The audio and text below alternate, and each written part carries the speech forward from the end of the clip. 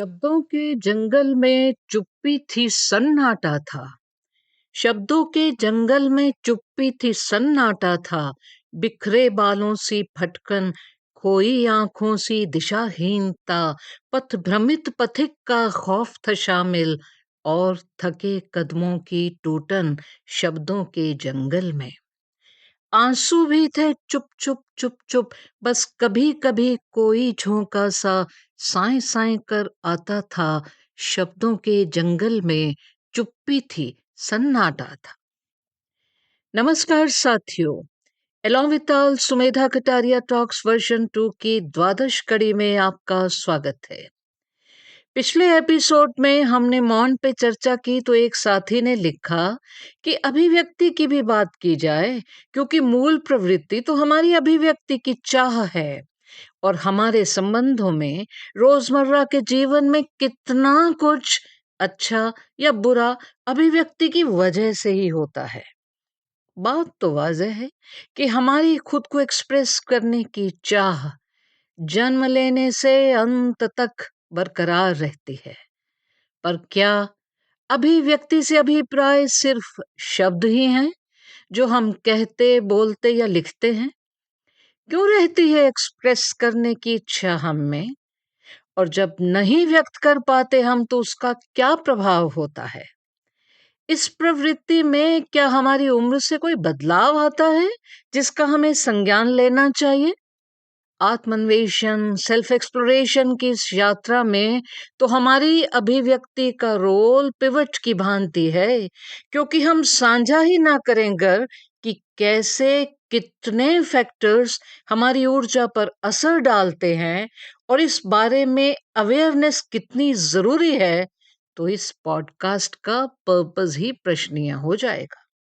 आमतौर पे verbal communication को ही एक्सप्रेशन माना जाता है, पर सिर्फ शब्द ही नहीं, भाव, टोन, जेस्चर, बॉडी लैंग्वेज भी अभिव्यक्ति का माध्यम है। पॉजिटिव एक्सप्रेशन जैसे सराहना, एप्रिसिएशन, ग्रेटिट्यूड, आभार, एनकरेजमेंट, मोटिवेशन का असर भी पॉजिटिव होता है। पॉजिटिव वाइब्रेशंस क्रिएट होती हैं। और अगर हमारा एक्सप्रेशन नेगेटिव है, आलोचना, बुराई, चुगली, गॉसिप, शिकायत या उलाहना भरा, क्रोध, सरकाज़म, तंज या उदासी भरा है, तो नेगेटिव वाइब्रेशंस को क्रिएट करता है। स्वामी अवधेशानंद जी के शब्दों में अभिव्यक्ति हमारी इनर बीइंग का परिचय है। हम जैसा कहते, बोलते, लिखते या व्यक्त करते हैं, उससे पता चलता है हमारी भावनाओं और सोच का। विचारों एवं प्रतिक्रियाओं का ईमानदार, मजबूत और सही होना हमारे व्यक्तित्व को जेन्युइनली प्रभावशाली बनाता है। राइट टू एक्सप्रेशन एक फंडामेंटल राइट है। दुनिया भर में किसी भी देश के मूल्यों का परिचय इस बात से मिलता है कि वहाँ के लोगों को अपने आप को व्यक्त करने का अधिकार है या नहीं।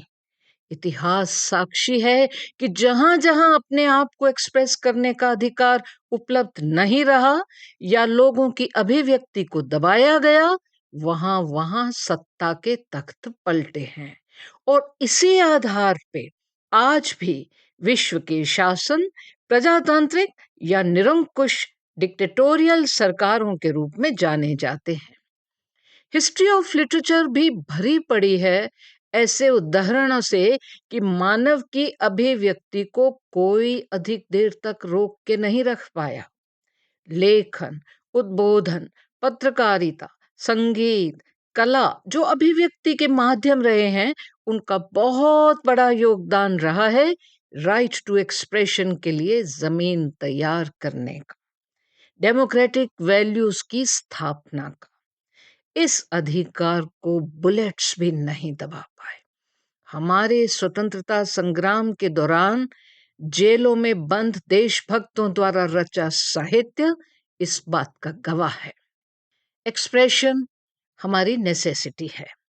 मानव ब्रेन का मुख्य काम है सुबह उठने से लेकर रात सोने की अवधि तक हम जो भी अनुभव करते हैं, उस सब को कोई भाव इमोशन प्रदान करके प्रोसेस करना। और इस दिमागी प्रक्रिया को स्वस्थ बनाए रखने के लिए ज़रूरी है कि हमें अपनी इमोशंस को सही से व्यक्त करना आए।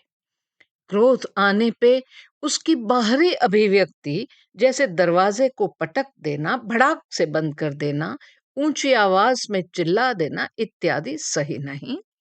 कैसे हम अपनी नेगेटिव इमोशंस को सही रूप में डील करके हेल्थीली, प्रोडक्टिवली एक्सप्रेस करते हैं, ये चुनौतीपूर्ण है।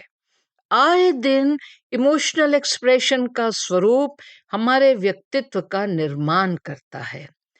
इस संदर्भ में सिर्फ क्रोध ही नहीं, अन्य negative emotions, fear, anxiety, stress, उदासी, दुख, आघात हमें और हमारे एक्सप्रेशन को नियंत्रित करते हैं या हम इन इमोशंस को नियंत्रित करते हैं। ये हमारी पर्सनैलिटी के लिटमस टेस्ट की तरह है। नेगेटिविटी अगर हमें कंट्रोल करती है तो हम उन इमोशंस की बाहरी शारीरिक या शाब्दिक अभिव्यक्ति अंदरूनी मजबूरी से देने लगते हैं, तो हमारी ऊर्जा छिन्न भिन्न या क्षीण होती है। दूसरी ओर नेगेटिव इमोशंस को अगर हम हैंडल कर पाते हैं, उसे जिम्मेवारी के साथ व्यक्त कर पाते हैं, तो हमारी पॉजिटिव ऊर्जा में इजाफा होता है। जब जब हम व्यक्त नहीं कर पाते, एक्सप्रेस नहीं कर पाते, तो हमारा जहन फाइट और फ्लाइट स्टेट में आ जाता है। हमारे दिल की धड़कन असंयत हो जाती है, डाइजेस्टिव सिस्टम गड़बड़ हो जाता है और हम एंग्शियस या डिप्रेस्ड हो जाते हैं। एक्सप्रेशन हमारे लिए उतना ही जरूरी है जितना जरूरी है खान पान। नेगेटिव ही नहीं, पॉजिटिव इमोशंस को भी आउटलेट मिलना जरूरी होता है।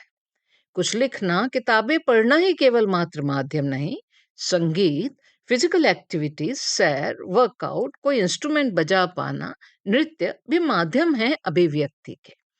चॉइस हमारी है, हम प्रोडक्टिव एक्सप्रेशन को चुने या डिस्ट्रक्टिव। क्रिएटिव एक्सप्रेशन के लिए लेखन, संगीत, कला के अलावा किसी भी विषय विशेष, मैथमेटिक्स, केमिस्ट्री, हिस्ट्री, लिटरेचर या जो भी काम हम कर रहे हैं, उसमें हम क्रिएटिव हो सकते हैं। क्रिएटिविटी एक ऐसा सफर है, ऐसी यात्रा है, ऐसी प्रक्रिया है जिसके द्वारा हम अपनी इमेजिनेशन और ओरिजिनलिटी, प्रोडक्टिविटी और प्रॉब्लम सॉल्विंग योग्यता को निखार सकते हैं, बेहतर बना सकते हैं।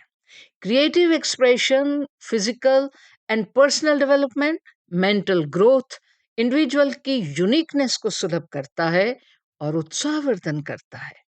और अगर ऐसी आदतें बचपन में ही डाल दी जाएं, सृजनशीलता को बढ़ाने के लिए शुरू से ही कोशिश की जाए, तो नेगेटिव इमोशंस भी आगे जाकर के चैलेंज नहीं, अपॉर्चुनिटी या अवसर बन सकती हैं हमारे व्यक्तित्व के निखार की और इवॉल्वमेंट की।